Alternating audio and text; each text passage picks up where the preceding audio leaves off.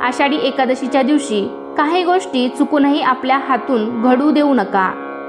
तर आषाढी एकादशीच्या दिवशी सर्वात पहिलं काम करायचं आहे ते म्हणजे तुम्ही आषाढी एकादशीच्या दिवशी चुकूनही तुळशीची पानं तोडायची नाहीत, कारण या दिवशी तुळशी देवी श्रीहरी विष्णूंसाठी उपवास करते। त्यामुळे त्यांच्या पूजेसाठी या दिवशी तुम्हाला तुळशीची पाने लागतील, तर ती आदल्या दिवशी तुम्ही तोडून ठेवा। आषाढी एकादशीच्या दिवशी किंवा कुठल्याही एकादशीच्या दिवशी तुम्ही तुळशीची पाने तोडू नका। तर ही चूक तुम्ही आषाढी एकादशीच्या दिवशी चुकूनही करू नका।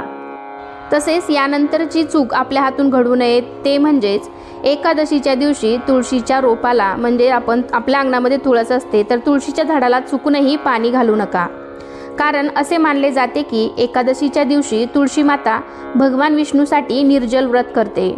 त्यामुळे एकादशीला चुकूनही तुळशीला पाणी देऊ नका।